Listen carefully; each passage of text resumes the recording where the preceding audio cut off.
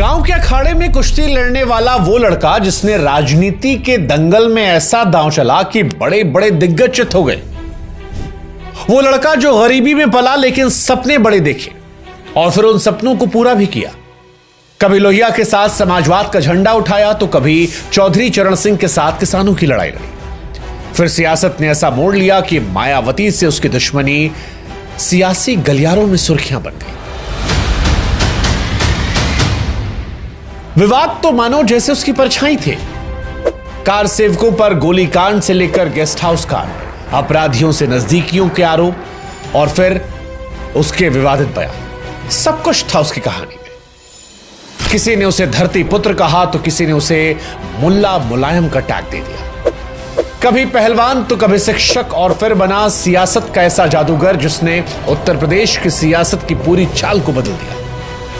ये कहानी उस शख्स की है जिसने सैफई से लखनऊ तक का रास्ता तय किया और भारतीय राजनीति में अपनी अमिट छाप छोड़ दी और एक दिन बना उत्तर प्रदेश का मुख्यमंत्री। नाम मुलायम सिंह यादव। 22 नवंबर साल 1939 उत्तर प्रदेश के इटावा जिले का सैफई गांव, वो गांव जहां पर लगभग 200 किसान परिवार रहते थे।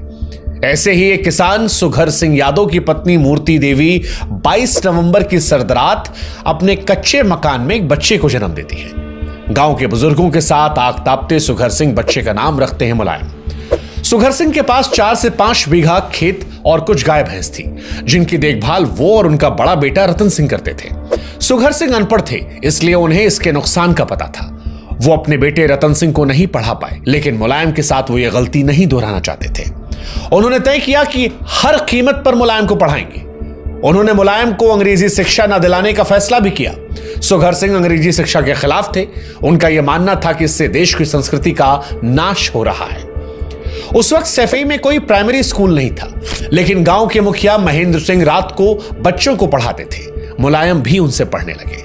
बाद में वहां छप्पर वाला प्राइमरी स्कूल खुला जहां मुलायम ने 3री कक्षा में दाखिला लिया क्योंकि वो पढ़ाई में तेज थे। एक रोज स्कूल में एक दलित बच्चे ने जब घड़े से पानी पिया तो विवाद हो गया।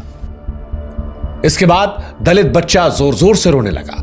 मुलायम से यह बर्दाश्त नहीं हुआ और कुछ लड़कों की गर्दन पकड़कर उन्हें जमीन पर पटक दिया।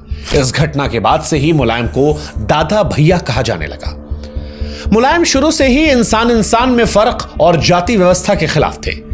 उनका एक दलित दोस्त था जिसके साथ बैठकर वो खाना खाते और इसके लिए उन्हें खूब डांटा जाता। कई बार उन्हें इस अछूत दलित दोस्त से दूर रहने की चेतावनी दी गई, लेकिन मुलायम नहीं माने। उन्होंने इस मामले में अपने पिता की भी नहीं सुनी। मुलायम को बचपन से ही कुश्ती का शौक था। 9 साल की उम्र तक कुश्ती के दांवपेश में महारत हासिल कर ली थी। अपनी उम्र के पहलवानों में ज्यादा मशहूर थे। मुलायम ओलंपिक में भी जाना चाहते थे। वो फ्री स्टाइल कुश्ती में माहिर थे जो ओलंपिक में होती है। बहुत साल बाद तक वह मेले में होने वाली कुश्ती कॉम्पिटिशन्स में लड़ते रहे। गांव के स्कूल से पढ़ाई पूरी होने के बाद 1952 में मुलायम ने 6वीं में हेवड़ा के जनसहयोगी माध्यमिक विद्यालय में एडमिशन ले लिया। मुलायम पढ़ाई कर रहे थे। इसी बीच साल 1954 में केवल 14-15 साल की उम्र में पड़ोसी गांव रायपुरा की मालती देवी से उनकी शादी करा दी गई। मुलायम शादी तो नहीं करना चाहते थे, लेकिन बुजुर्गों की बात को वो काट नहीं पाए। उस वक्त मुलायम को दहेज में एक भैंस मिली थी। 1954 में ही मुलायम ने पहली बार समाजवादी नेता डॉक्टर राम मनोहर लोहिया के बारे में सुना। सरकार ने नहर के पानी पर टैक्स बढ़ा दिया था, जिसके खिलाफ लोहिया ने आंदोलन छेड़ा था। सैफई लोहिया की सोशलिस्ट पार्टी का घर था। रोजाना सुबह गांव वाले प्रभात फेरी निकालते जिसमें डॉक्टर लोहिया जिंदाबाद के नारे लगते। ये नारे मुलायम के कानों तक भी पहुंचे। वे भी इस आंदोलन में शामिल हो गए। मुलायम राम मनोहर लोहिया को पढ़ने लगे और उनसे बहुत प्रभावित हुए। 1956 में मुलायम ने करहल के जैन इंटर कॉलेज में दाखिला लिया। मुलायम के पास इस कॉलेज की फीस के लिए पैसे नहीं थे। उनके दोस्त रामरूप यादव ने कॉलेज के मालिक उग्रसेन जैन से बात की, जिन्होंने मुलायम की फीस माफ कर दी। मुलायम का यहां तक पढ़ना भी एक बड़ी उपलब्धि थी। उनके परिवार से कोई भी 10वीं तक भी नहीं पढ़ा था। जैन इंटर कॉलेज सैफई के पास था, लेकिन पक्की सड़क नहीं थी और आने जाने का कोई साधन भी नहीं था। मुलायम को धूल भरे उबड़ खाबड़ रास्तों से पैदल जाना पड़ता। बरसात में पानी भर जाने से और ज्यादा दिक्कतें होती। मुलायम को गांव के बाहर एक नाला पार कर जाना पड़ता। वे अपने कपड़े उतारकर एक पॉलिथीन में रखते और फिर नाला पार कर जाते। नाला पार करने के बाद एक हैंडपंप पे नहाते और वापस कपड़े पहन लेते। इसी कारण मुलायम एक साइकिल खरीदना चाहते थे, लेकिन सवाल था कि साइकिल के लिए पैसे कहां से आएंगे। एक दिन मुलायम ने पड़ोसी गांव उज्जैनी में कुछ बुजुर्गों को ताश खेलते देखा। यहां एक कारोबारी जीतने वाले को मशहूर रॉबिन हुड ब्रांड की साइकिल दे रहा था। मुलायम भी खेल में शामिल हो गए, वे जीते और इस तरह ताश का जुआ खेलकर मुलायम को अपनी पहली साइकिल मिली। मुलायम को साइकिल से बहुत प्यार था।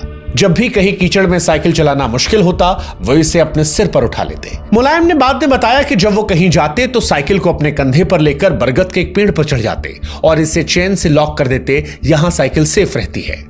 जैन इंटर कॉलेज में भी एडमिशन के बाद मुलायम पहलवानी करते रहे। यहां उन्हें लोकप्रिय पहलवान सिराजुद्दीन से लड़ने का मौका मिला। मुलायम ने सिराजुद्दीन को पटखनी देकर अपना दमखम साबित किया और जीतने पर कैश इनाम भी मिला। 1959 में जब फीस जमा करने के बाद भी एग्जाम्स में देरी हुई तो मुलायम ने कॉलेज के खिलाफ आंदोलन छेड़ दिया। सारे छात्र उनके पीछे हो गए। उन्होंने प्रिंसिपल पर सवाल खड़े कर दिए। समझौते के बाद मामला शांत हुआ और इस तरह कॉलेज का यह आंदोलन मुलायम सिंह यादव के नेता बनने की पहली सीढ़ी बन गया। 12वीं करने के बाद मुलायम इटावा के कर्मक्षेत्र पोस्ट ग्रेजुएट कॉलेज के डिग्री कॉलेज में पढ़ने लगे। यहां छात्र संघ के अध्यक्ष बने। चुनाव में उन्होंने बलराम सिंह यादव को हराया, जो एक अमीर परिवार से आते थे, कांग्रेस से जुड़े हुए थे। बाद में चलकर बलराम यादव उत्तर प्रदेश और केंद्र की सरकार में मंत्री भी रहे। छात्र संघ का अध्यक्ष बनने के बाद मुलायम ने उत्तर प्रदेश के कई मंत्रियों को कॉलेज के एनुअल फेस्टिवल में बुलाया। इससे उनके पॉलिटिकल कनेक्शंस और बढ़ने लगे। कहा जाता है कि डिग्री कॉलेज में पढ़ने के दौरान मुलायम ने भारतीय कुश्ती चैंपियनशिप में गामा पहलवान से कुश्ती लड़ी, जो उस समय हिंद केसरी थे। मुलायम इस समय का एक दिलचस्प किस्सा बताते हैं। एक दिन जब कॉलेज के मालिक लालाजी पूजा कर रहे थे, तभी उनका फोन बजने लगता है। लालाजी ने मुलायम से फोन उठाने के लिए कहा, क्योंकि मुलायम ने पहले कभी फोन देखा नहीं था और उन्हें पता नहीं था कि करना क्या है। डरते हुए फोन तो उठा लिया, लेकिन कुछ बोले नहीं। वहीं दूसरी तरफ से हेलो हेलो की आवाज आती रही। मुलायम को लगा कि वो कह रहा है हेलो हेलो। गुस्से में आकर मुलायम कॉलर से बोले, तुम हिलो, हम क्यों हिले? इसके बाद मुलायम ने फोन को पटक दिया। इसके बाद लाल जी हंसे, मुस्कुराए और फिर मुलायम सिंह यादव को फोन का इस्तेमाल करना सिखाया। 1962 में केके डिग्री कॉलेज से बीए करने के बाद मुलायम बैचलर ऑफ टीचिंग बीटी करने शिकोहाबाद पहुंच गए। यहां पर आदर्श कृष्ण डिग्री कॉलेज के छोटे से हॉस्टल का कमरा नंबर 4 उस वक्त मुलायम का ठिकाना बना। यहां वे मुलायम पहलवानी करते और मशहूर पहलवान नायपाल सिंह यादव को उन्होंने धूल चटाई। टीचिंग के 1 साल की ट्रेनिंग के बाद साल 1963 में मुलायम जिस जैन इंटर कॉलेज में पढ़े थे, उसी में पढ़ाने लगे। 1970 में जब मुलायम ने आगरा यूनिवर्सिटी से एमए किया तो उन्हें लेक्चरर बना दिया गया। मुलायम इसके बाद सियासत में आए, लेकिन 1985 तक नौकरी नहीं छोड़ी थी। टीचर बनने के बाद भी उन्होंने कुश्ती लड़ना जारी रखा था। साल 1962 में जब भारत और चीन का युद्ध होता है, तब मुलायम अपने वैचारिक गुरु राम मनोहर लोहिया की तरह जवाहरलाल नेहरू की नीतियों से खुश नहीं थे।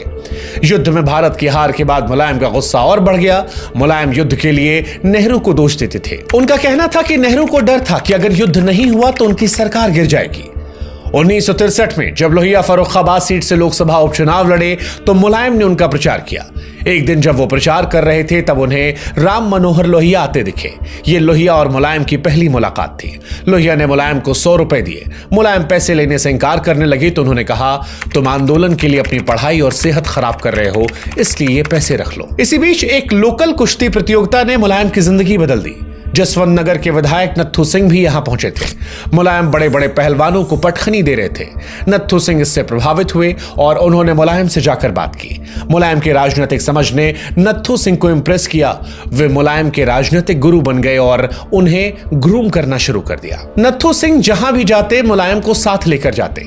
1965 के आसपास नत्थू सिंह ने यह भी कहना शुरू कर दिया कि वे जसवंत नगर से खुद चुनाव नहीं लड़ेंगे। 1967 में विधानसभा चुनावों में उन्होंने मुलायम को चुनाव लड़ाया। जब मुलायम उत्तर प्रदेश की सियासत में आगे बढ़ रहे थे तब ऊपरी जातियों का दबदबा था। मुलायम लोहिया की संयुक्त सोशलिस्ट पार्टी के टिकट पर चुनाव लड़े। उस वक्त उनका मुकाबला कांग्रेस के उम्मीदवार वकील लाखन सिंह से था। लाखन सिंह बाद में उत्तर प्रदेश के मुख्यमंत्री बनने वाले हेमवती नंदन बहुगुणा के चेले थे।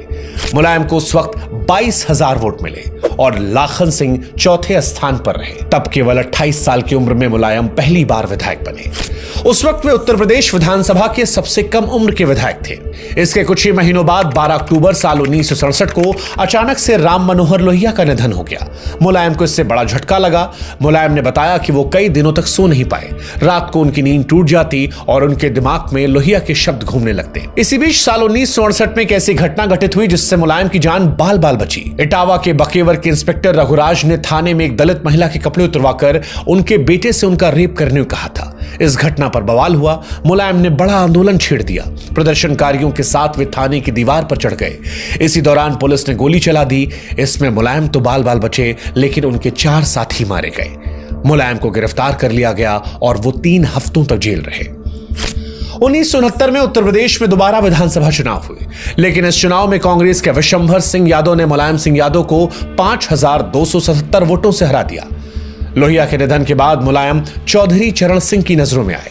उन्होंने मुलायम को अपनी छत्रछाया में लिया। वो चौधरी चरण सिंह थे जिन्होंने मुलायम को लिटिल नेपोलियन का नाम दिया। वे मुलायम के जुझारूपन से बहुत प्रभावित थे। मुलायम संयुक्त सोशलिस्ट पार्टी को छोड़कर चरण सिंह की पार्टी भारतीय क्रांति दल में शामिल हो गए। उसके टिकट पर वो जसवंत नगर से साल 1974 में विधानसभा का उत्तर प्रदेश से चुनाव लड़े और जीत गए। इसी बीच इमरजेंसी आई और देश की राजनीति में बड़ी उथल पुथल का यह समय था। साल 1975 में इलाहाबाद हाईकोर्ट ने सरकारी मशीनरी के दुरुपयोग के आरोप में रायबरेली से इंदिरा गांधी का चुनाव रद्द कर दिया था। उनके खिलाफ दिल्ली के रामलीला मैदान में एक बड़ी रैली हुई। इसमें चरण सिंह के साथ मुलायम सिंह यादव भी शामिल हुए। रैली में इंदिरा के इस्तीफे की मांग की गई, लेकिन 24 घंटे के अंदर ही 25 जून साल 1975 को इंदिरा गांधी ने देश में इमरजेंसी लगा दी। जब 25 जून को इमरजेंसी लगाई गई तब मुलायम एक शादी में गए थे। पुलिस उनके घर पहुंची, लेकिन मुलायम नहीं मिले। वे आधी रात को लगभग 2 बजे घर पहुंचे। घर वालों ने उन्हें रसोई में छिपा दिया था। मुलायम सुबह 4 बजे अंधेरे में एक कार्यकर्ता की मोटरसाइकिल पर बैठकर निकले और इसके बाद अंडरग्राउंड हो गए। इस बीच पुलिस उनके पीछे लगी थी। मुलायम ज्यादा समय आजाद नहीं रह पाए। जब एक जमीनी झगड़े का समाधान कराने भालेपुरा गांव पहुंचे तो पुलिस ने पूरे गांव को घेर लिया और मुलायम सिंह यादव को इमरजेंसी में गिरफ्तार कर लिया गया। मुलायम को इटावा जेल में रखा गया। जेल की जिंदगी बहुत मुश्किल थी। कैदियों को बेहद घटिया खाना मिलता था। गंदे पानी में पकी दाल खाने से उस वक्त कई कैदी बीमार पड़ गए थे। इसके अलावा इटावा जेल में जो बाकी कैदी थे वो राजनीतिक कैदियों के आने से खुश नहीं थे। एक दिन जब मुलायम कटोरा लेकर दाल लेने गए तो रसोइये ने गुस्से में दाल फेंक दी, जो मुलायम के पैर पर लग गई। पैर जलने लगा। मुलायम को इसके बाद गुस्सा आया और लंबे चौड़े और खतरनाक दिखने वाले रसोइयों को पैर से पकड़कर जमीन पर पटक दिया।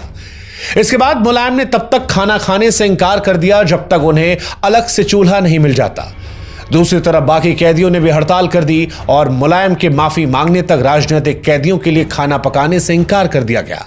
हालांकि मुलायम झुके नहीं और उनके लिए अलग चूल्हे का इंतजाम किया गया। इधर इमरजेंसी के दौरान जबरदस्त नसबंदी हो रही थी। सैफई और आसपास के लोगों की नसबंदी की गई। इसके कारण मुलायम के भाई शिवपाल यादव दहशत में थे। बचने के लिए अपने भाइयों और भतीजों के साथ धान के खेतों में छिप जाते। मुलायम पूरी इमरजेंसी 19 महीने जेल रहे। इंदिरा गांधी ने 18 जनवरी साल 1977 को इमरजेंसी को हटाने का ऐलान किया। इसके 4 दिन बाद 22 जनवरी को मुलायम जेल से बाहर निकले। इमरजेंसी के ठीक बाद चुनाव में मुलायम ने लोगों से कहा कि यह लोकतंत्र और तानाशाही के बीच चुनाव करने का आखिरी मौका है। मुलायम जनता पार्टी के टिकट पर जसवंत नगर से चुनाव लड़े और जीत गए। उत्तर प्रदेश में जनता पार्टी की आंधी देखने को मिली। 425 में से 352 सीटें जीती। राम नरेश यादव तब राज्य के पहले पिछड़े मुख्यमंत्री बने। मुलायम को राम नरेश यादव की सरकार में सहकारिता और पशुपालन मंत्री बनाया गया, लेकिन जल्द ही जनता पार्टी बिखर गई और चौधरी चरण सिंह ने लोकदल बना लिया।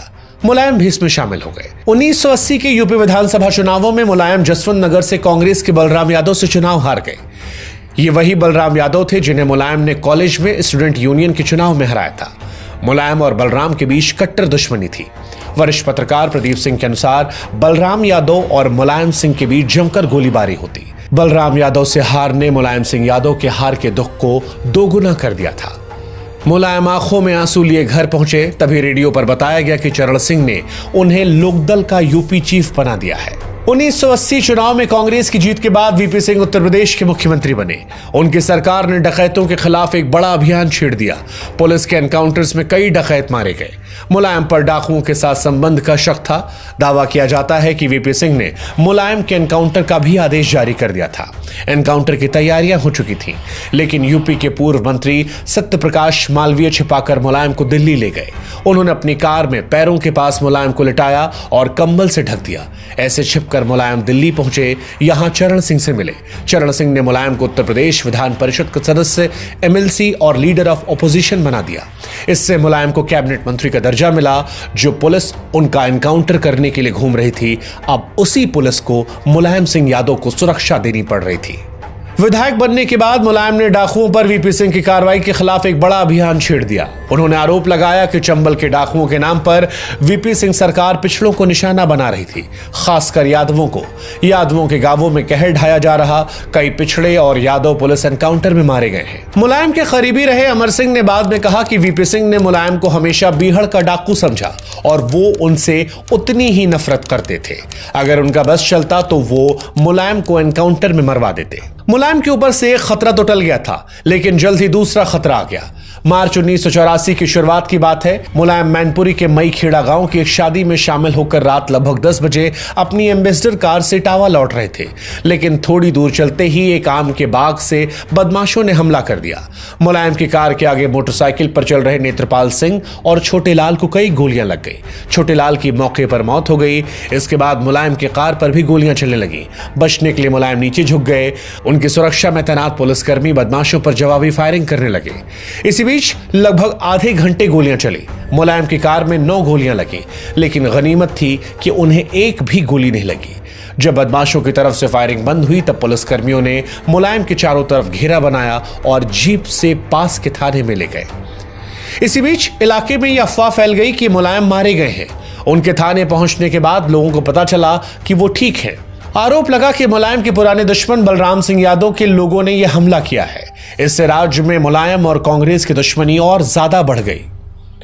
मुलायम बच गए थे, लेकिन 31 अक्टूबर साल 1984 को इंदिरा गांधी की हत्या कर दी गई। इसके बाद दिल्ली और देश भर में सिख विरोधी दंगे हुए। दंगों के दौरान मुलायम ने दंगाई भीड़ से एक सिख की जान बचाई। 31 अक्टूबर की रात को मुलायम सिंह कर्पूरी ठाकुर के साथ दिल्ली थे। तभी उन्हें तुगलक रोड पर हेलोजन रोशनी में चिल्लाता हुआ सिख दिखाई पड़ा। उसकी गर्दन में एक टायर था जो सुलग रहा था। मुलायम ने अपने कुर्ते की बाहें ऊपर की और 6 फुट की दीवार पर चढ़ गए। यहां से दंगाइयों पर चिल्लाने लगे। उन्हें गुस्से में आता देख दंगाई वहां से भाग गए और इस सिख की जान बच गई। 1985 विधानसभा चुनावों में मुलायम लोकदल की टिकट पर जसवंत नगर से चुनाव जीते। लोकदल ने उन्हें विधानसभा में लीडर ऑफ ऑपोजिशन बना दिया था, लेकिन साल 1986 में चौधरी चरण सिंह बीमार हो गए।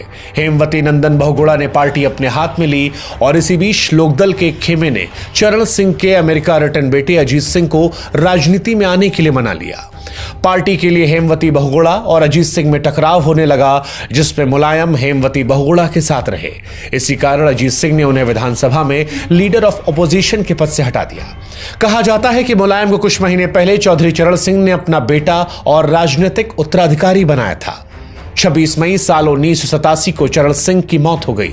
इसके बाद पार्टी 2 हिस्सों में बंट गई, लोकदल अजीत और लोकदल बहुगुणा। मुलायम लोकदल बहुगुणा के यूपी चीफ बने। इस समय उत्तर प्रदेश की राजनीति में 2 बड़े बदलाव हो रहे थे। पहला, ओबीसी का प्रभाव बढ़ने लगा था। इससे कांग्रेस कमजोर होने लगी थी, जिसमें ऊपरी जातियों का दबदबा था।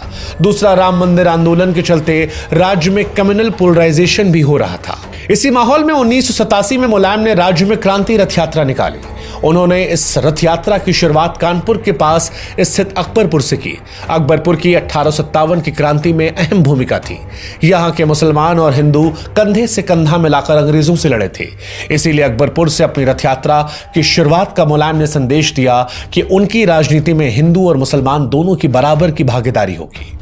यात्रा के दौरान रैलियों में गाना बजता रहा, नाम मुलायम सिंह है लेकिन काम बड़ा फौलादी है। मुलायम ने जल्द ही खुद को ओबीसी समाज के बड़े नेता के तौर पर स्थापित कर लिया। इसके साथ ही बाबरी मस्जिद मामले में कड़ा स्टैंड लेकर कांग्रेस के मुस्लिम वोट बैंक को तोड़ने की शुरुआत भी कर दी। साल 1989 तक मुलायम एक अहम नेता बन चुके थे। इसी बीच कई विपक्षी पार्टियों ने मिलकर जनता दल बनाया। मुलायम इसके यूपी चीफ बने। साल 1989 में देश के साथ साथ उत्तर प्रदेश के विधानसभा चुनाव होते हैं। ये कई मायनों में देश के पहले चुनाव थे जिसमें सेक्युलरिज्म और कम्युनलिज्म का सीधा मुकाबला था। मुलायम सिंह यादव ने चुनाव में जीतोड़ मेहनत की और उनकी मेहनत के दम पर उत्तर प्रदेश में जनता दल की लोकसभा में 85 में से 48 सीटें आती हैं। विधानसभा में 422 में से 208 सीटें आती हैं। इसी के साथ उत्तर प्रदेश से कांग्रेस की विदाई हमेशा के लिए हो गई। इसके बाद कांग्रेस कभी भी उत्तर प्रदेश में पावर में नहीं आई और हर बढ़ते चुनाव के साथ वो और कमजोर हो गई। वीपी सिंह केंद्र में प्रधानमंत्री बन गए। अब बारी थी उत्तर प्रदेश का मुख्यमंत्री चुनने की। वीपी सिंह और मुलायम भले ही एक पार्टी में थे, लेकिन दोनों की पुरानी दुश्मनी थी। वीपी सिंह किसी भी हालत में मुलायम को मुख्यमंत्री नहीं बनने देना चाहते थे। वे चाहते थे कि अजीत सिंह मुख्यमंत्री बने, लेकिन विधायक मुलायम के साथ थे। मुख्यमंत्री चुनने के लिए हुई विधायक दल की बैठक में वीपी सिंह ने अपने सेंट्रल ऑब्जर्वर्स के जरिए एक चिट्ठी भेजी। अजीत सिंह को लगा कि वीपी सिंह के आदेश की मदद से वो सत्ता में बैठ जाएंगे, लेकिन मुलायम ने इस चिट्ठी को बैठक में पढ़े जाने से रोक दिया। उन्होंने सेंट्रल ऑब्जर्वर से कहा कि आप यहां चुनाव कराने आए हैं तो निष्पक्ष चुनाव कराइए। जिसके बाद विधायकों ने मुलायम सिंह को चुना और 5 दिसंबर साल 1989 को केडी सिंह बाबू स्टेडियम में पहली बार मुलायम मुख्यमंत्री के तौर पर शपथ लेते हैं। मुलायम सिंह यादव राज्य के पहले ऐसे मुख्यमंत्री थे जिसने राज्यपाल भवन के बाहर शपथ ली। शपथ लेने के बाद मुलायम ने कहा, आज लोहिया का सपना पूरा हुआ है। आज एक किसान का बेटा उत्तर प्रदेश का मुख्यमंत्री बना है। उत्तर प्रदेश की राजनीति में पिछड़ों के उदय की शुरुआत हो चुकी थी। मुलायम की सरकार को बीजेपी और लेफ्ट फ्रंट ने बाहर से समर्थन दिया था। इस वक्त मुलायम की निजी जिंदगी में भी चीजें तेजी से बदल रही थी। उनकी पत्नी मालती देवी की तबीयत खराब रहने लगी थी। इसी समय उनके जीवन में साधना गुप्ता आई। वे मुलायम सिंह यादव से 20 साल छोटी थी। औरैया की रहने वाली साधना शादीशुदा थी। उनकी 1986 में चंद्र प्रकाश गुप्ता से शादी हो चुकी थी। 1 साल बाद उन दोनों का एक बेटा हुआ जिसका नाम प्रतीक रखा गया। इसके कुछ सालों बाद साधना ने चंद्र प्रकाश से तलाक ले लिया। साधना की दिलचस्पी सियासत में भी थी और इसी से वो मुलायम के संपर्क में आई। उन दिनों मुलायम की मां मूर्ति देवी की तबीयत खराब रहती थी। साधना उनकी देखभाल करने लगी। एक बार अस्पताल में एक नर्स मूर्ति देवी को गलत इंजेक्शन लगाने जा रही थी, लेकिन साधना ने उसे रोक लिया। साधना खुद नर्सिंग का कोर्स कर चुकी थी, इसीलिए गलत इंजेक्शन का पता लग गया। इसके बाद से मुलायम साधना को बहुत मानने लगे। दोनों करीब आ गए। उन्होंने साधना के बेटे प्रतीक को अपना नाम दिया। 1994 में स्कूल के फॉर्म में प्रतीक ने अपने पिता का नाम MS यादव लिखा। उन्होंने एड्रेस में मुलायम सिंह यादव का पता लिखा। मीडिया रिपोर्ट्स की माने तो मुलायम ने 1988 में पहली बार अखिलेश यादव को साधना से मिलवाया, लेकिन अखिलेश को साधना पसंद नहीं आई थी। दावा तो यहां तक किया जाता है कि अखिलेश ने साधना को थप्पड़ मार दिया था। इसके बाद उन्हें घर से दूर भेज दिया गया और राजस्थान के धौलपुर में मिलिट्री स्कूल में अखिलेश यादव का एडमिशन कराया गया। यूं तो मुलायम और साधना का रिश्ता 80 के दशक से था, लेकिन दोनों ने शादी 2003 में की जब मुलायम की पहली पत्नी मालती देवी का निधन हो गया।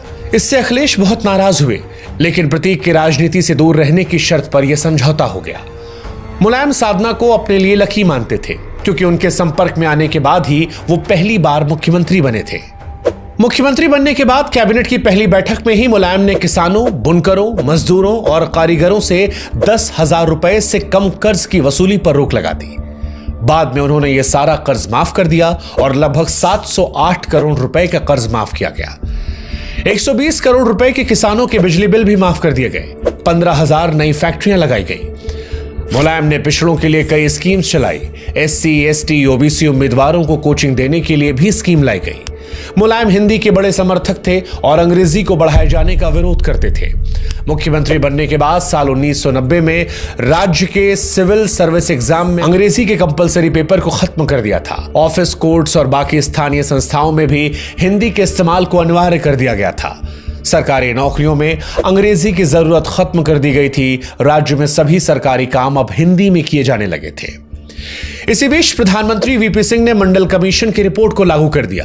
इस रिपोर्ट में ओबीसी को सरकारी नौकरियों और एजुकेशन इंस्टीट्यूट में 27% आरक्षण देने की सिफारिश की गई थी। वहीं दूसरी तरफ बीजेपी ने राम जन्मभूमि आंदोलन की शुरुआत की और लाल कृष्ण आडवाणी रथ यात्रा लेकर निकल पड़े। मंडल और कमंडल अब दोनों आमने सामने थे। आडवाणी की रथ यात्रा शुरू होने के बाद मुलायम के सामने सबसे बड़ी चुनौती थी अयोध्या की बाबरी मस्जिद को बचाना। मुलायम ने मामले को शांतिपूर्ण समाधान निकालने की कोशिश की। उन्होंने दोनों पक्षों से बातचीत की, लेकिन यह बातचीत बेनतीजा रही। मुलायम ने बाद में कहा कि मुसलमान समझौता नहीं चाहते थे और हिंदुओं को अदालत पर भरोसा नहीं था। बीजेपी और विश्व हिंदू परिषद के नेताओं ने लोगों से राम मंदिर की नींव रखने के लिए अयोध्या में इकट्ठा होने के लिए कहा। कार सेवक अयोध्या में इकट्ठा होने लगे। बाबरी मस्जिद को इससे खतरा पैदा था। 28 अक्टूबर साल 1990 को टाइम मैगजीन के इंटरव्यू में मुलायम सिंह यादव ने कहा कि सरकार रहे या ना रहे, मस्जिद मेरी लाश पर होकर गिरेगी। जब तक मुलायम की सत्ता कायम है, मस्जिद शहीद नहीं होगी। उन्होंने कहा कि एक नहीं 10 सरकारें चली जाएं, पर देश नहीं टूटना चाहिए, देश का दिल नहीं टूटना चाहिए, देश का कानून और संविधान नहीं टूटना चाहिए। अयोध्या और उसके आसपास कर्फ्यू लगा दिया गया। बाबरी मस्जिद की तरफ जाने वाले 1.5 किलोमीटर रास्ते पर बैरिकेडिंग कर दी गई। लेकिन फिर भी 30 अक्टूबर साल 1990 को कार सेवकों ने बाबरी मस्जिद की तरफ मार्च करना शुरू कर दिया। पुलिस ने कई लोगों को गिरफ्तार किया। उन्हें बस में बैठाकर बाहर ले जा रही थी कि तभी एक कार सेवक ने इस बस को हाईजैक कर लिया और बैरिकेड्स को तोड़ते हुए बाबरी मस्जिद तक पहुंच गया।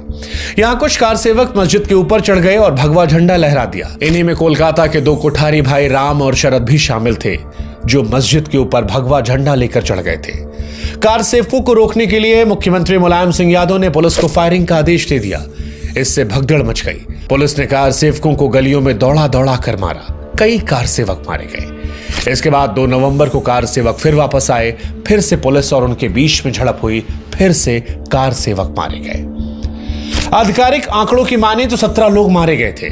मुलायम ने 28 लोगों की मौत की बात कही थी। बीजेपी के अटल बिहारी वाजपेयी ने दावा किया था कि 56 लोग मारे गए हैं। मरने वालों में कोठारी भाई भी शामिल थे। 2 नवंबर को हनुमानगढ़ी मंदिर के पास एक गली में उनकी लाशें मिली। आरोप लगा कि पुलिस ने उन्हें एक घर से घसीटकर बाहर निकाला और उसके बाद गोली मार दी। इस घटना के बाद मुलायम की तारीफ और फजीहत दोनों हुई। मुलायम ने इस घटना पर दुख तो जताया, लेकिन इसे डिफेंड भी किया। यह कहा कि उस वक्त यह जरूरी था। मुलायम की कार्रवाई की हिंदू और मुसलमान दोनों ने आलोचना की। हिंदू कार सेवकों पर हमले के लिए उनके खिलाफ हो गए, तो वहीं मुसलमानों ने कहा कि उन्होंने भीड़ को रोकने के लिए पर्याप्त प्रयास नहीं किए। बीजेपी नेताओं ने मुलायम को खलनायक बना दिया। बीजेपी और विश्व हिंदू परिषद के लोग इसी के बाद मुलायम को मुल्ला मुलायम और हिंदू विरोधी कहने लगे। इसी दौरान इटावा के जैन इंटर कॉलेज के मैदान में समाजवादियों का एक छोटा सा सम्मेलन हुआ। सम्मेलन के बाद जब मुलायम गाड़ी से निकले तो रास्ते में एक बाजार से निकलना हुआ। वहां बहुत सारे दुकानदार अपनी दुकानों के आगे बैठे थे और जहां से मुलायम की गाड़ी निकलने लगती, वो लोग थूकने लगते। ये सब वहां हो रहा था जिसे मुलायम का घर माना जाता था। इसी बीच रथ यात्रा के दौरान बिहार में लालू प्रसाद ने आडवाणी को गिरफ्तार कर लिया, जिसके बाद बीजेपी ने वीपी सिंह की सरकार से समर्थन वापस लिया और सरकार गिर गई। जनता दल 2 हिस्सों में टूट गई और चंद्रशेखर की समाजवादी जनता पार्टी कांग्रेस के समर्थन से सरकार में आ गई। कांग्रेस ने उत्तर प्रदेश में मुलायम सरकार को भी समर्थन दिया, लेकिन कुछ ही महीनों के बाद कांग्रेस ने दोनों सरकारों से समर्थन वापस ले लिया। एक दावा किया जाता है कि राजीव गांधी मुलायम को समर्थन देने के लिए तैयार थे। उन्होंने मुलायम से कहा, आप उत्तर प्रदेश में सरकार चलाओ, चंद्रशेखर जी का साथ छोड़ दो। लेकिन मुलायम ने ऐसा करने से मना कर दिया और साल 1991 में मुलायम की सरकार गिर गई। मुलायम ने हमेशा उनकी सरकार गिराने को लेकर कांग्रेस से एक टीस रखी। अपने पहले कार्यकाल में मुलायम केवल 17 महीने के लिए मुख्यमंत्री थे। इसके बाद देश भर और उत्तर प्रदेश में चुनाव हुए। इस समय काशीराम की बहुजन समाज पार्टी दलितों पर अच्छी पकड़ बना रही थी। मुलायम ने उनके साथ गठबंधन करने की सोची। 1991 में मुलायम और काशीराम के बीच पहली मुलाकात हुई। धर्मगुरु चंद्रस्वामी ने उनके बीच ये मुलाकात करवाई, लेकिन इसमें काशीराम ने गठबंधन करने से इंकार कर दिया। उनका कहना था कि जनता पार्टी से निकली पार्टियों में ऊपरी जातियों का दबदबा है। मुलायम और चंद्रशेखर की समाजवादी जनता पार्टी अकेले 399 सीटों पर चुनाव लड़ी, लेकिन केवल 34 सीटें जीत पाई। मुलायम जसवंत नगर और शाहजहांपुर की तिलहर दोनों सीट पर चुनाव लड़े और दोनों से जीत गए। बीजेपी को राम मंदिर आंदोलन का जबरदस्त फायदा मिला और पहली बार उसने उत्तर प्रदेश में सरकार बनाई, जिसमें कल्याण सिंह मुख्यमंत्री बने। इसी बीच 4 अक्टूबर साल 1992 को मुलायम सिंह यादव ने अपनी अलग पार्टी बना ली, जिसका नाम रखा समाजवादी पार्टी। इसके लगभग 65 दिन बाद 6 दिसंबर साल 1992 को बाबरी मस्जिद को गिरा दिया गया। केंद्र सरकार ने कल्याण सिंह की सरकार को बर्खास्त कर दिया। मस्जिद गिरने के बाद मुलायम मुसलमानों में हीरो बन गए और वे इन्हें इस बात का क्रेडिट देने लगे कि साल 1990 में मुलायम ने मस्जिद को गिरने नहीं दिया था। वहीं दूसरी तरफ बीजेपी भी मुलायम पर लगातार हमलावर थी। इससे मुलायम को मुसलमानों को अपने पीछे इकट्ठा करने में मदद मिली। वे खुद यादव समुदाय से आते थे और यहीं से मुस्लिम यादवों को मिलाकर MY का एक ऐसा वोट बैंक खड़ा किया जिससे भविष्य में समाजवादी पार्टी को बहुत फायदा हुआ। यही वो कॉम्बिनेशन है जिसे MY कॉम्बिनेशन कहते हैं, और ये अहम इसलिए क्योंकि यूपी में मुसलमानों की आबादी लगभग 19% और यादवों की आबादी 9 से 10%, कुल मिलाकर ये 30% हो जाते हैं, जो उस समय किसी भी पार्टी को सत्ता में पहुंचाने के लिए काफी थे। MY फैक्टर से मुलायम राज्य और देश की राजनीति में एक अहम हिस्सा बन गए। बाबरी मस्जिद गिरने के बाद एक रैली में मुलायम ने कहा, यह ऐतिहासिक पल है, सांप्रदायिक ताकतें तूफान की गति से बढ़ रही हैं। आपके भाई मुलायम ने लंगोट कस ली है, मैं उनको खत्म करके ही दम लूंगा। इसके बाद बीजेपी को रोकने के लिए मुलायम और काशीराम साथ आए। साल 1993 विधानसभा चुनावों के लिए गठबंधन किया। इस गठबंधन से नारा निकला, मिले मुलायम काशीराम, हवा में उड़ गए जय श्री राम। इस गठबंधन का आधार था सामाजिक न्याय और दलित पिछड़ा गठजोड़। मुलायम का यह दांव काम आया। चुनाव में यादवों, मुस्लिमों और दलितों ने SP BSP गठबंधन को वोट दिया। समाजवादी पार्टी 109 और BSP की 67 सीटें आईं। दोबारा मिलकर सरकार बनाई और 177 सीटें जीतने वाली बीजेपी, जो सबसे बड़ी पार्टी थी, वो विपक्ष में बैठने को मजबूर हुई। 4 दिसंबर साल 1993 को मुलायम दूसरी बार उत्तर प्रदेश के मुख्यमंत्री बने। मुलायम के पास गैर बीजेपी पार्टियों और निर्दलियों को मिलाकर 242 विधायकों का समर्थन था। उस वक्त कांग्रेस ने भी उन्हें समर्थन दिया। चुनाव में मुलायम शेखोहाबाद, जसवंत नगर और निधौली कला 3 सीटों से लड़े और तीनों ही सीटों पर जीत गए। दूसरी बार मुख्यमंत्री बनने के बाद मुलायम ने सबसे पहले नकल के खिलाफ बीजेपी सरकार का एंटी कॉपिंग एक्ट रद्द कर दिया। अब ये उस वक्त छात्रों को दिमाग में रखकर किया गया था। हालांकि इसका असर यह हुआ कि बड़े पैमाने पर उत्तर प्रदेश में इसके बाद नकल की शुरुआत हो गई। उत्तर प्रदेश पर जो नकल माफिया होने का आरोप लगता है या छात्रों को नकल करके पास करवाने का आरोप लगता है, उसमें इस फैसले का एक बड़ा असर था। यह मुलायम सिंह का राजनीतिक एक यूनिक फीचर था। अगर पिछड़ों में कुछ लोकप्रिय है तो वो सही गलत देखे बिना फैसला ले लिया करते थे। मुलायम की सरकार ने मंडल कमीशन की रिपोर्ट के आधार पर OBC आरक्षण 15 से बढ़ाकर 27% कर दिया था। पंचायतों में कोटा दिया गया, लेकिन उन पर अपराधियों को बचाने के आरोप लगते रहे। इस पर मुलायम का कहना था कि वो जीतते हैं तो मैं टिकट देता हूं, क्योंकि जनता वोट देती है। हमें सीट चाहिए सरकार चलाने के लिए, संत क्या ही सियासत करेगा। कुछ समय बाद ही SP और BSP गठबंधन में दिक्कतें शुरू हो गई। ये दो ऐसे नेताओं के बीच गठबंधन था जो अति महत्वाकांक्षी थे, एक दूसरे पर शक करते थे। कहने को मायावती सरकार में शामिल नहीं थी, लेकिन उसके बावजूद मायावती का दखल सरकार में था। सरकार बनने के कुछ समय बाद लोकल मीडिया ने मायावती को सुपर चीफ मिनिस्टर का तमगा देना शुरू कर दिया। यह सुनकर मायावती को अक्सर आनंद आता था। कहा जाता है कि एक भी ऐसा दिन नहीं होता था जिस दिन BSP मुलायम को यह बात का एहसास नहीं कराती थी कि मुलायम BSP के समर्थन से मुख्यमंत्री बने हैं। वहीं दूसरी तरफ BSP को भी इस बात का डर लगा रहता था कि मुलायम उसकी पार्टी को तोड़ सकते हैं। और इन सब चीजों के चलते साल 1995 में SP BSP गठबंधन टूटने के कगार पर पहुंच गया। मुलायम ने मायावती का कॉल उठाना बंद कर दिया। BSP को तोड़ने में लगे हुए थे ताकि सरकार चलाने के लिए उस पर निर्भर ना रहना पड़े। वहीं दूसरी तरफ काशीराम भी अपना गेम सेट कर रहे थे। उन्होंने बीजेपी के साथ गठबंधन लगभग तैयार कर लिया था। बीजेपी उन्हें समर्थन पत्र दे चुकी थी, लेकिन खराब तबीयत के चलते काशीराम अस्पताल में भर्ती थे और उनके ठीक होने का इंतजार होने लगा। हालांकि इसी बीच मई में काशीराम के पास यह खबर पहुंची कि मुलायम अब BSP को तोड़ने वाले हैं। काशीराम ने मायावती को अस्पताल में बुलाया, पूछा, क्या तुम उत्तर प्रदेश की मुख्यमंत्री बनना चाहोगी? उन्होंने मायावती को तुरंत बीजेपी के साथ सरकार बनाने का आदेश दिया। मायावती 1 जून साल 1995 को राज्यपाल से मुलाकात करती हैं और BSP ने मुलायम सरकार से समर्थन वापस ले लिया। इसी दिन मुलायम अपने दफ्तर में थे। उनके एक करीबी अधिकारी PL पुनिया बिना दरवाजा खटखटाए अंदर चले आए। पुनिया ने मुलायम के कान में कुछ कहा और एक पर्ची पकड़ाई गई। जो भी उन्होंने कहा उसे सुनकर मुलायम परेशान हो गए और अपने साथ बैठे SP नेताओं से कहा कि अब चुनाव की तैयारियां शुरू करो। प्लानिंग की गई कि बीएसपी को तोड़कर उसके कुछ विधायकों को अपनी तरफ लाया जाएगा ताकि फिलहाल सरकार बचाई जाए। सरकार में रहने के लिए मुलायम को बीएसपी के 69 में से 1/3 यानी 23 विधायकों के समर्थन की जरूरत थी, लेकिन उनके पास सिर्फ 15 विधायकों का समर्थन था। ये विधायक पाने के लिए भी मुलायम ने कुछ ऐसा किया जो उनके राजनीतिक जीवन पर एक बड़े धब्बे की तरह रहा। दरअसल 2 जून को मायावती लखनऊ के मीराबाई गेस्ट हाउस में बीएसपी विधायकों के साथ बैठक कर रही थी। पहले दौर की बैठक के बाद मायावती स्वीट नंबर 1 में चली गई। इसी बीच बाहर से तेज आवाजें आने लगी। कुछ विधायकों ने बाहर निकलकर देखा तो डरे डरे वो अंदर चले आए। उन्होंने चिल्लाकर कहा कि एसपी के गुंडों ने हमला कर दिया है। समाजवादी पार्टी के 300 आदमियों की भीड़ इस वक्त अंदर बढ़ रही थी। बीएसपी विधायकों ने मेन गेट को बंद कर दिया था, लेकिन समाजवादी पार्टी के गुंडों ने इसे तोड़ दिया। अंदर घुसकर बीएसपी विधायकों को पीटने लगे। 5 विधायकों को उठाकर बाहर खड़ी जीप में डाला और मुख्यमंत्री आवास ले गए। यहां मुलायम को समर्थन के पत्र पर हस्ताक्षर भी करवाए गए। कुछ गुंडे ऐसे भी थे जो मायावती के स्वीट नंबर 1 के आगे पहुंच गए। मायावती को मारने पीटने की कोशिश की गई, लेकिन हजरतगंज के एसएचओ विजय भूषण और एसएचओ सुभाष सिंह बघेल कुछ कांस्टेबल के साथ पहुंचे और इसी बीच मायावती और सपा के गुंडों के बीच में दीवार बनकर खड़े हो गए।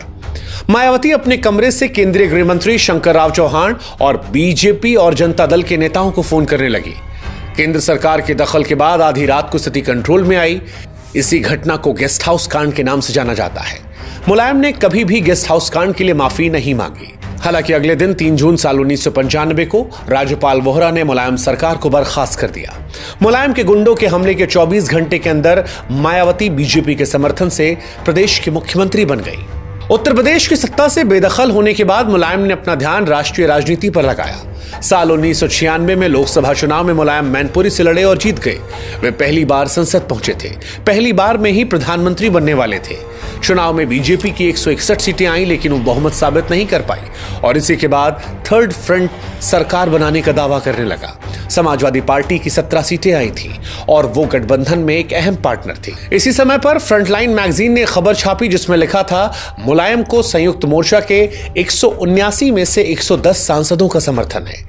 ऐसा लगने लगा था कि मुलायम भारत के प्रधानमंत्री बन जाएंगे, लेकिन तब 2 लोगों ने इसमें रोड़ा अटका दिया। पहले थे लालू यादव। जी हां, लालू यादव। वो नहीं चाहते थे कि मुलायम प्रधानमंत्री बने। मुलायम ने बाद में बताया कि लालू ने कहा था अगर मुलायम प्रधानमंत्री बन गए तो फिर मैं जहर खा लूंगा। और दूसरे थे वीपी सिंह। उनकी और मुलायम की पुरानी दुश्मनी थी। उन्होंने मुलायम को प्रधानमंत्री बनाने के फैसले को वीटो कर दिया और अंत में जनता दल के एचडी देवगौड़ा प्रधानमंत्री बन गए। मुलायम को रक्षा मंत्री की जिम्मेदारी दी गई। जब देवगौड़ा की सरकार गिरी तो आई.के. गुजराल को प्रधानमंत्री बना दिया गया, लेकिन मुलायम सिंह यादव को नहीं। जबकि गुजराल तो चुनाव तक नहीं जीते थे। गुजराल की सरकार में भी मुलायम रक्षा मंत्री रहे। रक्षा मंत्री बनने के बाद भी मुलायम ने हिंदी के इस्तेमाल पर जोर दिया। पहले दिन से ही यहां हिंदी में काम होने लगे। वे सियाचिन जाने वाले देश के पहले रक्षा मंत्री बने। जून 1996 में मुलायम ने कहा कि जम्मू कश्मीर को ज्यादा ऑटोनॉमी मिलनी चाहिए। पहली बार देश का रक्षा मंत्री जम्मू कश्मीर की वकालत कर रहा था। मुलायम पर देश को टुकड़ों में बांटने की साजिश करने जैसे गंभीर आरोप लगने लगे। रक्षा मंत्री के तौर पर मुलायम चीन को लेकर हमेशा सख्त रहे। उनका कहना था कि चीन भारत का पाकिस्तान से बड़ा दुश्मन है और हमें चीन से मुकाबले के लिए हमेशा तैयार रहना चाहिए। अंत तक मुलायम अपनी इसी बात पर कायम रहे। 1999 में मुलायम ने सोनिया गांधी को देश का प्रधानमंत्री नहीं बनने दिया। इसी साल एक वोट से अटल बिहारी वाजपेयी की सरकार गिर गई थी। कहा जाता है कि कांग्रेस अध्यक्ष सोनिया गांधी प्रधानमंत्री बनकर एक गठबंधन सरकार को चलाने के लिए तैयार हो गई थी। वे राष्ट्रपति से मुलाकात करती हैं। 272 सांसदों के समर्थन से प्रधानमंत्री के तौर पर सरकार बनाने का दावा भी पेश करने वाली थी। इसमें मुलायम के 32 सांसद शामिल थे, लेकिन ऐन मौके पर मुलायम सिंह ने यू टर्न ले लिया। सोनिया के विदेशी मूल का मुद्दा उठाकर समर्थन वापस लिया। यह मुलायम की सोची समझी रणनीति थी। कुछ दिन बाद एक बातचीत में कहा कि दिल्ली की सत्ता में वापसी से कांग्रेस उत्तर प्रदेश में भी मजबूत होने लगती, इसीलिए उन्होंने कांग्रेस की सरकार नहीं बनने दी। 2002 में जब गुजरात में दंगे हुए तो मुलायम दंगा पीड़ितों से मुलाकात करने अहमदाबाद के राहत कैंप में गए, लेकिन पुलिस ने उन्हें रोक लिया। मुलायम को बहुत गुस्सा आया और पुलिस से कहा मुझे या तो पीड़ितों से मिलने दो, नहीं तो गोली मार दो। इसी बीच 2002 में उत्तर प्रदेश में विधानसभा के चुनाव होते हैं। इसमें मुलायम की समाजवादी पार्टी की सबसे अधिक 143 सीटें आती हैं, लेकिन सरकार बनाने के लिए 202 विधायक चाहिए थे। मुलायम सरकार नहीं बना पाए और इसके बाद बीएसपी ने बीजेपी के साथ मिलकर एक बार फिर सरकार बना ली। मायावती इस सरकार के मुख्यमंत्री बनी। मायावती और मुलायम ने एक दूसरे पर घोटालों के तमाम आरोप लगाए। मायावती मुलायम को सबक सिखाने के लिए पूरी तरह तैयार थी। कहा जाता है कि मायावती के दफ्तर में एक फाइल रखी हुई थी जिसमें मुलायम और उनके सहयोगी अमर सिंह पर पोटा लगाने का प्रपोजल था। बता दें कि पोटा आतंकवादियों पर लगाया जाता है। लेकिन इसी बीच मायावती ताज कॉरिडोर जैसे घोटाले में फंस गई। बीजेपी से उनके मतभेद बढ़ने लगे और अगस्त 2003 में मायावती ने मुख्यमंत्री के पद से इस्तीफा दे दिया। विधानसभा भंग करके दोबारा चुनाव कराने की सिफारिश कर दी। मायावती के इस फैसले से हैरान बीजेपी ने मुलायम की सरकार बनने देने का फैसला किया। कांग्रेस और बाकी कुछ छोटी पार्टियों ने मुलायम को समर्थन दे दिया, लेकिन इसके बावजूद उनके पास बहुमत नहीं था। उन्होंने बीएसपी के 14 विधायकों को तोड़ लिया। यह दल बदल कानून के खिलाफ था, लेकिन बीजेपी के इशारे पर राज्यपाल ने कुछ नहीं किया और फिर मुलायम उत्तर प्रदेश के तीसरी बार मुख्यमंत्री बन गए। इसके बाद भी मुलायम ने बीएसपी के विधायकों को तोड़ना जारी रखा। सितंबर 2003 तक बीएसपी के 37 विधायकों को वो अपनी तरफ कर चुके थे। अपने तीसरे कार्यकाल में मुलायम ने कई वेलफेयर स्कीम की शुरुआत की। इसमें 500 रुपए महीने का बेरोजगार भत्ता और गरीब लड़कियों की पढ़ाई में मदद के लिए कन्या विद्याधन प्रमुख था। मुलायम के तीसरे कार्यकाल में अमर सिंह का बहुत ज्यादा इन्फ्लुएंस रहा। वह 1996 में समाजवादी पार्टी में शामिल हुए थे। अमर सिंह के आने के बाद मुलायम का समाजवाद बदल गया था। अमर सिंह ने उन्हें कॉरपोरेट्स और फिल्म जगत की बड़ी हस्तियों से मिलवाया। मुलायम बड़े बड़े अभिनेताओं और हस्तियों के साथ दिखाई देने लगे थे। अब मुलायम बदल गए थे और महंगी घड़ियां पहनने लगे थे। कॉरपोरेट्स के दबाव और प्रभाव में समाजवादी पार्टी का एजेंडा पीछे छूट रहा था। इसी बीच मुलायम पर एक गंभीर आरोप लगा। 2005 में वकील विश्वनाथ चतुर्वेदी ने सुप्रीम कोर्ट में एक याचिका दायर की, जिसमें यह आरोप लगाया कि मुख्यमंत्री के पद का गलत इस्तेमाल करते हुए मुलायम ने 100 करोड़ से ज्यादा की संपत्ति बना ली है। उन्होंने मुलायम, उनके बेटे अखिलेश यादव और प्रतीक यादव, इसके साथ बहू डिंपल यादव की संपत्ति की सीबीआई जांच की मांग की। 1 मार्च 2007 को सुप्रीम कोर्ट ने सीबीआई से इस मामले की शुरुआती जांच करके यह देखने के लिए कहा कि क्या केस बनता है या फिर नहीं। इसी बीच 2007 में उत्तर प्रदेश में विधानसभा के चुनाव होते हैं और इसमें मुलायम ने हाई प्रोफाइल चुनाव प्रचार करवाया। अखबारों में अमिताभ बच्चन के साथ उनके ऐड छपे थे। ये समाजवादी पार्टी के प्रचार करने के ट्रेडिशनल तरीके से बिल्कुल अलग थे। पहले मुलायम सभाएं करते थे, वोटरों के पास व्यक्तिगत तौर पर जाते थे, वोट मांगते थे, लेकिन इस बार कहानी अलग थी। इस चुनाव में मुलायम इटावा की भरथना और बदायूं की गुन्नौर सीट से चुनाव लड़ते हैं। दोनों सीटों पर जीत भी जाते हैं, लेकिन मुलायम की समाजवादी पार्टी चुनाव हार जाती है। उसका वोट परसेंटेज हालांकि पिछली बार 25% के बराबर ही रहा, लेकिन इस बार मुलायम की पार्टी की सीटें कम हो गई थी, 97 सीटों पर सिमट गई थी। मायावती दलितों और ब्राह्मणों का साथ लाने में कामयाब रही थी और बीएसपी 206 सीटें लाकर अपने अकेले दम पर सरकार बनाती है। मुलायम उत्तर प्रदेश में चुनाव हार गए थे, लेकिन अभी भी देश की राजनीति में एक बड़ी ताकत थे और इसकी वजह थी लोकसभा में उनकी 36 सीटें। 2008 में भारत अमेरिका न्यूक्लियर डील के चलते जब लेफ्ट फ्रंट ने मनमोहन सरकार से समर्थन वापस लिया, तो मुलायम सरकार बनाने और गिराने की स्थिति में थे। मुलायम ने शुरू में न्यूक्लियर डील का विरोध किया। मुलायम को डर था कि अगर डील का समर्थन किया तो इससे उनके मुस्लिम वोटर्स नाराज हो सकते हैं, जिसमें अमेरिका के खिलाफ माहौल था। इस समय कांग्रेस और मुलायम के संबंध भी अच्छे नहीं थे, क्योंकि सोनिया गांधी मुलायम को पसंद नहीं करती थी और उनके मायावती के साथ ज्यादा बेहतर संबंध थे। लेकिन अमर सिंह के कहने पर मुलायम ने कांग्रेस से कांटेक्ट किया। उन्होंने मुलायम को एपीजे अब्दुल कलाम से भी मिलवाया, जिन्होंने मुलायम को बताया कि इस डील से देश को आखिर फायदा क्या होगा। मुलायम सरकार को बचाने के लिए तैयार हो गए। जब नो कॉन्फिडेंस मोशन पर वोटिंग हुई तो मनमोहन सरकार को 256 के मुकाबले 275 वोट मिले थे। समाजवादी पार्टी के समर्थन से मनमोहन सिंह की सरकार बच गई थी। यहां पर मुलायम के कांग्रेस को समर्थन देने का एक और कारण माना गया, उनके खिलाफ चल रही सीबीआई की जांच। ऐसा आरोप लगता है कि यूपीए सरकार ने सीबीआई का इस्तेमाल करते हुए मुलायम परिवार को उस दौर में अपने इशारों पर नचाया। सरकार की मर्जी के हिसाब से सीबीआई ने कई बार कोर्ट में अपने एफिडेविट बदले ताकि मुलायम सिंह पर प्रेशर डालकर काम निकलवाया जा सके। 2007 में उत्तर प्रदेश की सत्ता जाने से कांग्रेस के लिए मुलायम को मैनिपुलेट करना और ज्यादा आसान हो गया था। सीबीआई ने शुरुआत में कहा कि मुलायम के पास उनकी कमाई से 2.63 करोड़ रुपए ज्यादा की संपत्ति है, लेकिन मुलायम के मनमोहन सरकार को बचाने के बाद 2008 में सीबीआई ने सुप्रीम कोर्ट से कहा कि वो मुलायम परिवार के खिलाफ केस को बंद करना चाहती है। विश्वनाथ चतुर्वेदी ने इसका विरोध भी किया। केस चलता रहा। आरोप लगता है कि चतुर्वेदी खुद कांग्रेस के आदमी थे। इसके बाद 2009 में देश में लोकसभा के चुनाव होते हैं। मुलायम सिंह यादव वापसी करने के लिए डेस्परेट थे। यहां पर एक बड़ी गलती कर दी। अमर सिंह के कहने पर बीजेपी से निकले कल्याण सिंह से गठबंधन कर लिया। इससे मुसलमान वोटर में मुलायम की छवि को बड़ा नुकसान पहुंचा, क्योंकि कल्याण सिंह ही वही व्यक्ति थे जिनके राज में बाबरी मस्जिद को गिराया गया था। चुनाव में समाजवादी पार्टी की सीटें घटकर 23 सीटों तक सीमित रह गई। इसके बाद मुलायम ने अपने बेटे अखिलेश को आगे करना शुरू किया।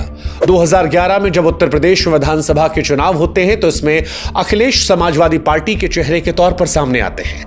राज्य में साइकिल रैलियां निकाली। हजारों किलोमीटर साइकिल चलाते हुए उत्तर प्रदेश के कोने कोने में अखिलेश गए। घोषणा पत्र में बिजली, पानी, नौकरी और फ्री लैपटॉप देने का वायदा भी किया। वोटिंग खत्म होने से 3 दिन पहले मुलायम ने अपने एक इंटरव्यू में कहा कि अगर जनता अखिलेश को वोट देती है तो वो उन्हें मुख्यमंत्री बना देंगे।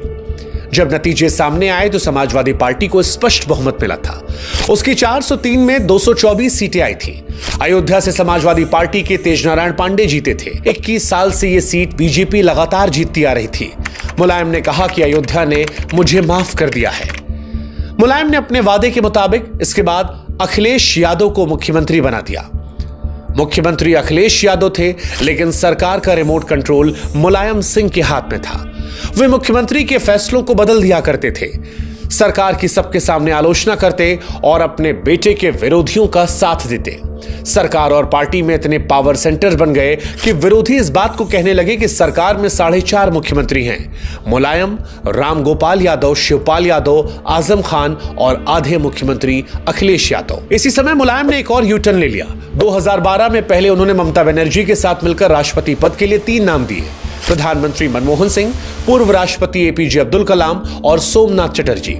लेकिन फिर मुलायम ने ममता को धोखा दिया और कांग्रेस के प्रणब मुखर्जी का नाम आगे कर दिया, जो बाद में देश के राष्ट्रपति बने। 2013 में नेशनल फूड सिक्योरिटी बिल को पास करवाने में मुलायम ने कांग्रेस की सरकार की काफी मदद की। इसी समय सीबीआई ने आय से अधिक संपत्ति के मामले में मुलायम को क्लीन चिट दे दी।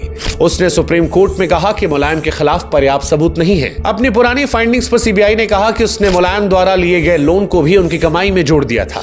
इनमें ऑस्ट्रेलिया में अखिलेश की पढ़ाई के लिए लिया गया लोन भी शामिल था। इसी बीच 2013 में मुजफ्फरनगर में दंगे होते हैं और समाजवादी पार्टी को काफी नुकसान होता है। मुलायम और अखिलेश को यादवों और मुस्लिम के नेता के तौर पर देखा जाने लगा। आरोप लगा कि वह केवल कुछ ओबीसी समूहों, खासकर यादवों को ही आगे बढ़ा रहे हैं। यादवों में भी धारणा बनी केवल कमरिया यादवों को फायदा पहुंचाया जा रहा है, जिससे मुलायम परिवार आता है। इसी के चलते घुसी यादव जैसे बाकी यादव और कुर्मी जैसे गैर यादव ओबीसी समाजवादी पार्टी से दूर हो गए। बीजेपी ने इसका और मुजफ्फरनगर दंगों का फायदा उठाया। वह गैर यादव ओबीसी को अपनी तरफ करने में कामयाब रही। इधर 2014 लोकसभा चुनावों के प्रचार के दौरान मुलायम का एक बयान काफी चर्चित रहा और विवादित रहा। रेप के लिए फांसी की सजा का विरोध करते हुए उन्होंने कहा कि लड़के हैं, गलती हो जाती है। मुलायम ने कहा उनकी सरकार ऐसे कानूनों को बदलने की कोशिश करेगी और रेप का झूठा आरोप लगाने वालों को सजा दी जाएगी। उनके इस बयान का उस दौर में जबरदस्त विरोध हुआ और आज भी समाजवादी पार्टी पर निशाना साधने के लिए इस बयान का इस्तेमाल विरोधी पार्टियां करती हैं। समाजवादी पार्टी की खिसकती जमीन का असर 2014 चुनाव के नतीजों में भी दिखाई पड़ा। बीजेपी यूपी की 80 में से 71 सीटें जीत गई। समाजवादी पार्टी केवल 5 सीटें जीत पाई। जीतने वाले 5 उम्मीदवार मुलायम के परिवार से थे। इससे मुलायम पर परिवारवाद के आरोप और ज्यादा मजबूत हो गए। वे खुद 2 सीटें आजमगढ़ और मैनपुरी से चुनाव लड़े और दोनों जीते थे। नतीजों के बाद मुलायम ने नरेंद्र मोदी को देश का सबसे बड़ा झूठा और कम्युनल और धोखेबाज बताया। लेकिन 2015 में जब सैफई में मुलायम के परपोते की सगाई हुई तो नरेंद्र मोदी को न सिर्फ विशेष अतिथि के तौर पर बुलाया, बल्कि शादी में मुलायम और नरेंद्र मोदी की तस्वीरें काफी ज्यादा चर्चित रही। इसी समय समाजवादी पार्टी पर कंट्रोल को लेकर अखिलेश और शिवपाल में खींचतान चल रही थी। ब्रेकिंग पॉइंट आया जून 2016, जब गैंगस्टर मुख्तार अंसारी की पार्टी कौमी एकता दल का समाजवादी पार्टी में विलय होने वाला था। अखिलेश यादव ने इस विलय को रोक दिया। ये कहा कि हमें पार्टी में ऐसे लोगों की जरूरत नहीं है।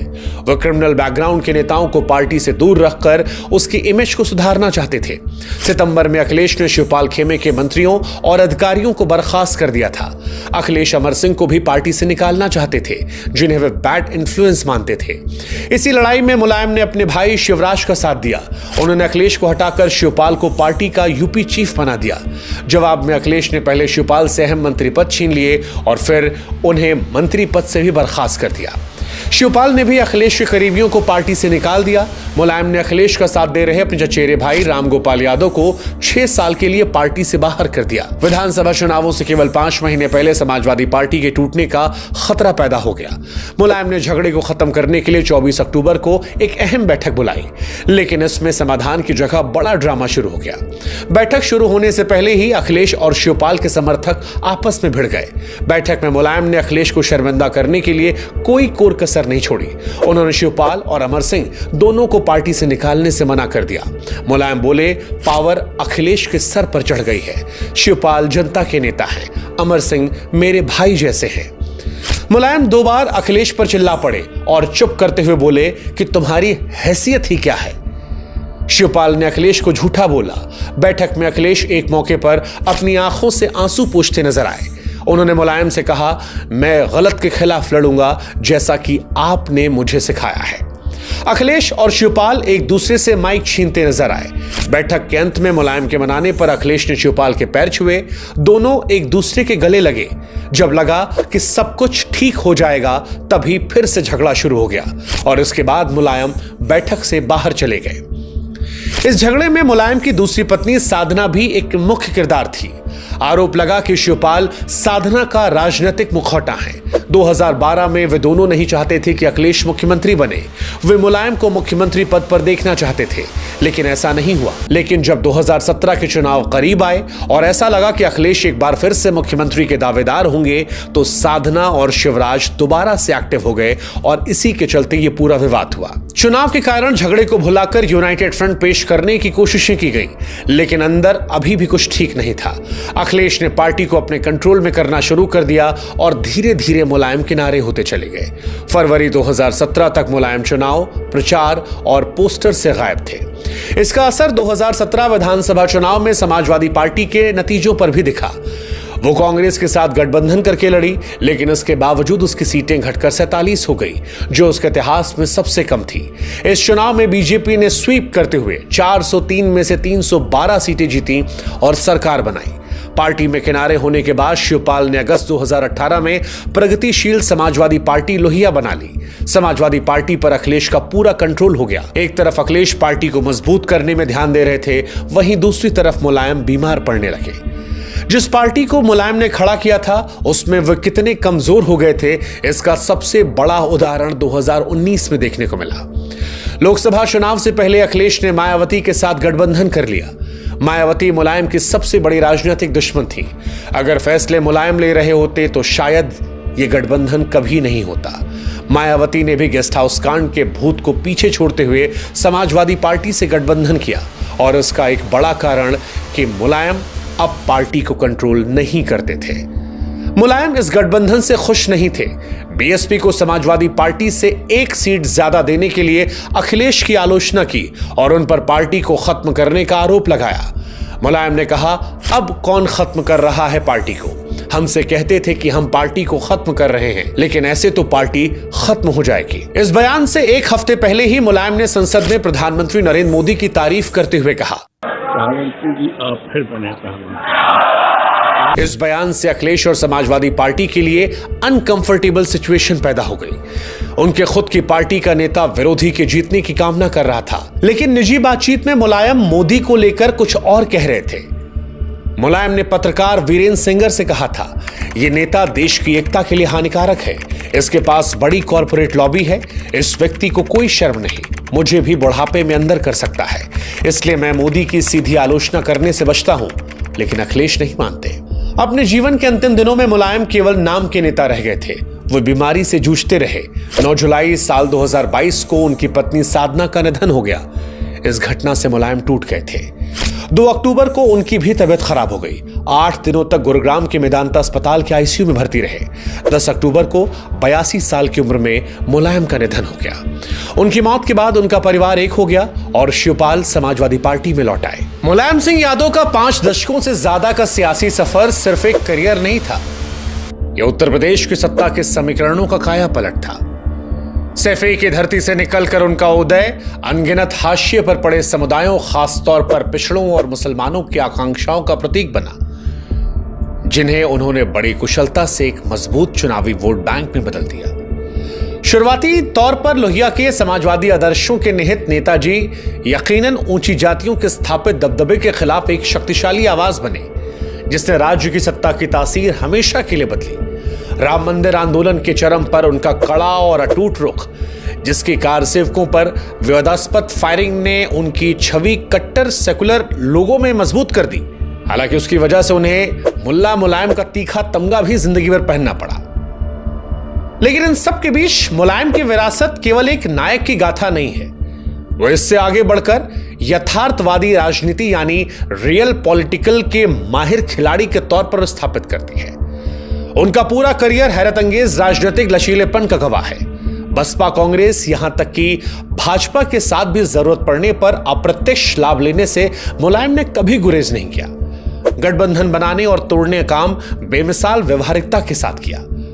वही व्यवहारिकता जो उत्तर प्रदेश की कांटों भरी सियासत में जिंदा रहने के लिए उस दौर से लेकर इस दौर तक में जरूरी है। अक्सर उन्हें विवाद अंधेरे रास्ते पर ले गए। कुख्यात गेस्ट हाउस कांड उनकी सियासत पर एक अमिट काले धब्बे की तरह है।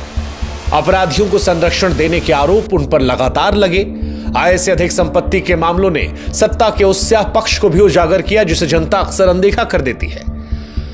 आखिरकार आम आदमी के हक की बात करने वाले धरती पुत्र ने एक मजबूत और ताकतवर राजनीतिक वंशवाद की भी नींव रखी, जिसने शायद उनके समाजवादी सिद्धांतों की चमक को फीका कर दिया। उनका सफर भारत में सत्ता के जटिल और अक्सर विरोधाभासी चरित्र का आईना है। उन्होंने लाखों लोगों को ताकत और आवाज दी, लेकिन इसके साथ ही सत्ता को अपने कुनबे में भी समेट कर रखा। उन्होंने निर्णायक यद्यपि क्रूर कार्रवाई के जरिए सेक्युलरिज्म का परचम बुलंद रखा, लेकिन दूसरी तरफ सियासी फायदा लेने के लिए सुविधाजनक गठबंधन करने में भी कभी देर नहीं लगाई। मुलायम सिंह यादव एक ऐसी विरासत को छोड़कर गए जो जितनी असरदार है उतनी ही विवादित। एक ऐसे परिवर्तनकारी नेता जिनकी सत्ता पाने और उसे बनाए रखने की अनवरत लालसा ने पूरे युग के लिए उत्तर प्रदेश की सियासत को गढ़ा। अब इसे आपको तय करना है कि वो अच्छे के लिए था या बुरे के लिए। लेकिन मुलायम की कहानी यही है जिसको देखने के लिए दोनों चश्मा लगाना पड़ेगा। मुलायम की कहानी में फिलहाल इतना ही।